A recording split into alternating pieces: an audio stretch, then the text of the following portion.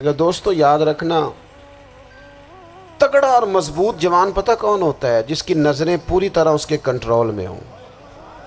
یہ علامت جوانی ہے۔ جس آدمی کا پوری طرح، دو لوگ دنیا میں کبھی کوئی کارنامہ سر انجام نہیں دے سکتے، ایک جو حرام کھاتا ہو، ایک جس کی نظر ناپاک ہو۔ محمد بن قاسم جب یہاں آئے تھے نا، تو ایک دن بڑے پریشان تھے، تو ایک بزرگ کہنے لگے آپ کیوں پریشان ہیں؟ کہنے لگے راجہ دہر سے مقابلہ ہے اور ہماری فوج تو سندھ کے رستے بھی نہیں جانتی، زبان بھی نہیں جانتی، لڑیں گے کیسے؟ دو چار دن کے بعد ان بزرگوں کی دوبارہ محمد بن قاسم سے ملاقات ہوئی تو بڑے خوش تھے۔ کہا اب آپ کیوں خوش ہیں؟ کہنے لگے وہ میرا مقابلہ نہیں کر سکتا، میں نے تحقیق کر لی ہے۔ کہا کیوں؟ کہنے لگے نظر کا گندہ ہے، اور جو نظر کے گندے ہوتے ہیں وہ میدانوں میں ٹھہرا نہیں کرتے۔ میدان کے لیے نکلنے کے لیے پاک جوانی کی ضرورت ہوتی، تطہیر مزاج ہونا ضروری ہوتا ہے، پاکیزہ افکار اور سچی اور سچی ستھری سوچوں کا ہونا ضروری ہوتا ہے۔ اس لیے فرمایا کہ میرا مقابلہ نہیں کر سکتا۔ حضرت عبداللہ ابن حذافہ کمرے میں تھے، تو وزیر کی بیٹی اندر سجی سنوری پہنچ گئی۔ جیسے ہی آپ نے اس کفر کی چال کو دیکھا تو تیمم کر کے نفل شروع کیے۔ وہ ساری رات بیٹھی رہی، رب کا بندہ ساری رات عبادت کرتا رہا۔ عبادت بڑا سہارا ہے، مصلی بڑا سہارا ہے اللہ کے بندوں۔ صبح دروازہ کھولا، وزیر نے اپنی بچی سے پوچھنا چاہتا تھا رزلٹ کیا نکلا، تو وہ کہنے لگی پیچھے ہٹ جا، اب تیرا میرا تعلق کوئی نہیں، میں نے نبی پاک کا کلمہ پڑھ لیا۔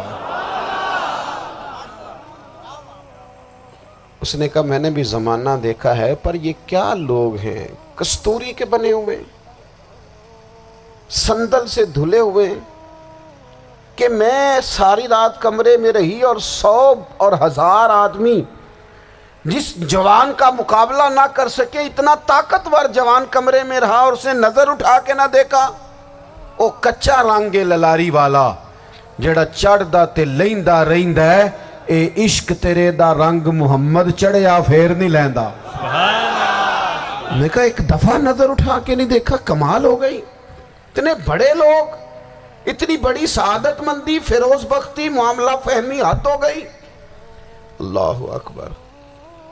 دوستو بادشاہ جب پوری طرح ہار گیا نا، اس نے کہا مار دو۔ تیل گرم کیا ایک کڑاہی میں، اور جب آپ کو اس میں ڈالنے لگے تو آپ کی آنکھوں میں آنسو آ گئے۔ بادشاہ کا خیال ہوا شاید نرم ہو گئے ہیں، کہنے لگا روئے کیوں؟ فرمانے لگے سوچتا ہوں جان ہی ایک ہے، کتنا مزہ ہے اس کی راہ میں جان دینے کا، کتنی لذت ہے اس کے نام پر مرنے میں، کتنا لطف ہے۔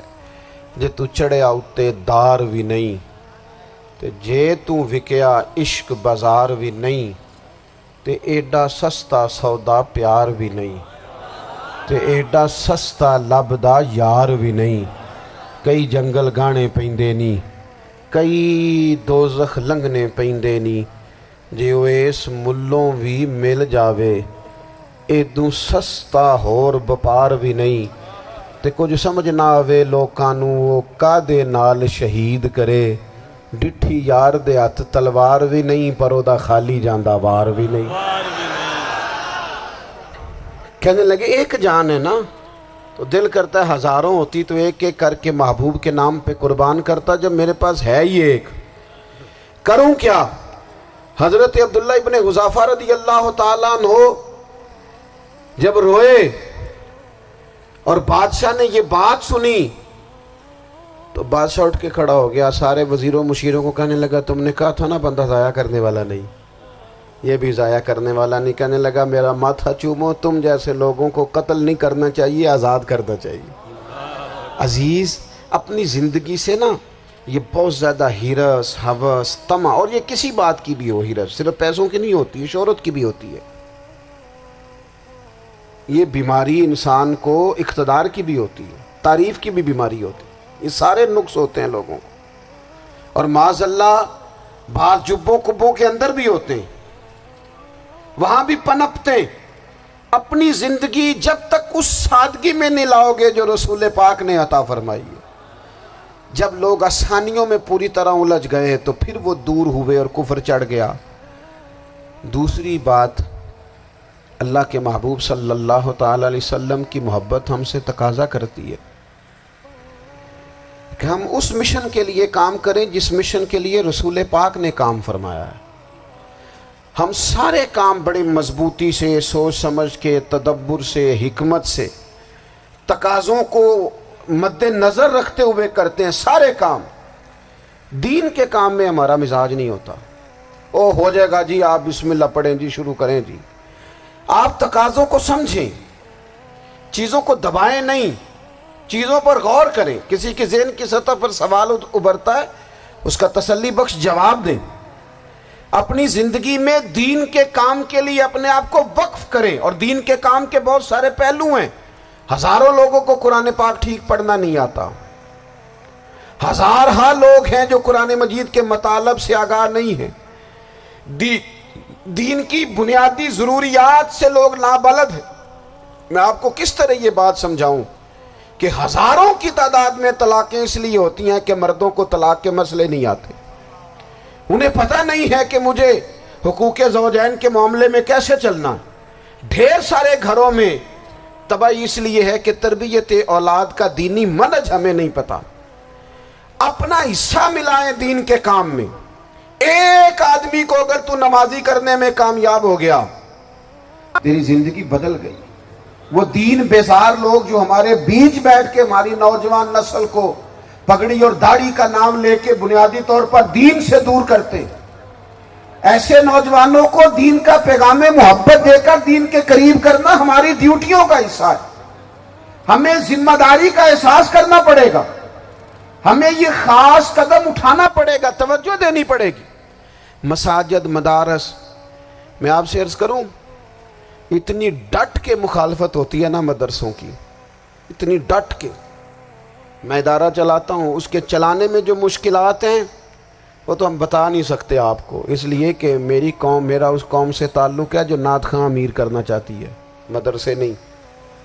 ہاں، نقیب خطیب پیدا کرنا چاہتی ہے، شعر و شاعری کی زندگی کو پروان چڑھانا چاہتی ہے۔ فقط ہمارا ان لوگوں سے تعلق ہے جو لاکھوں کروڑوں روپیہ محافل پہ لگائیں گے، اور قاری صاحب بیچارے اگر مسجد کا کوئی ہونے والا کام کسی وقت بتا دیں گے تو وہ بڑی مشکل آ جائے گی ان کے لیے۔ یہ کیسے ہو سکتا ہے، آپ نے یہ ڈیوٹی بتا دی۔ مدارس، اور جتنا اہم رول دین کو پھیلانے میں مدارس اسلامیہ کا ہے، اتنی زبردست، لوگوں کا خیال ہوتا ہے میری طرح کے لوگ شاید کام کرتے ہیں، ڈیوٹی کرتے ہیں۔ یہ 10-15 لوگ آپ کو نظر آتے ہیں جو آپ کو کہیں میڈیا پر یا ادھر ادھر ڈیوٹی کرتے، مخلص لوگ اپنی جگہ پہ، وہ بھی بڑا ہی کام کر رہے ہیں، جو میڈیا پہ آ کے بھی اخلاص سے اور درد دل سے کو دین کی، ان کی بھی کسی بات کی حوصلہ شکنی نہیں۔ لیکن ہزارہ اساتذہ جو مدارس میں بیٹھ کے پڑھاتے ہیں، جنہوں نے وہ سارے لوگ تیار، آپ سمجھ نہیں سکتے کتنا بڑا کام۔ حفظ کا استاد جو ہوتا ہے نا، اس کی ڈیوٹی 24 گھنٹے ہوتی ہے، فجر سے پہلے، اور اس نے بچوں کو اٹھانا۔ تنخواہ تو ہم انہیں دینا نہیں نہ چاہتے جی، تنخواہ نہیں دے دی انہوں نے، ہمیں مولوی امیر نہ ہو جانا۔ مولوی نو تے سوٹ بھی 27ویں والی رات دے ہے تاکہ کدھر سوان کے عید والے دن پا نہ لوے، چونکہ 27ویں تو بات تے درزی پھڑتا ہی کوئی نہیں، کیوں حضرت؟ ایسے ہی ہے نا، اس وقت تو نہیں نہ لیتا۔ تو ہم چاہتے ہیں مولوی ہماری مرضی کے ہماری طرح کا سوٹ نہ پہن لے۔ مدارس کی مضبوطی، آپ یہ دیکھ لیں، یہ صلاح الدین ایوبی کا تعلق بھلا کس چیز سے تھا؟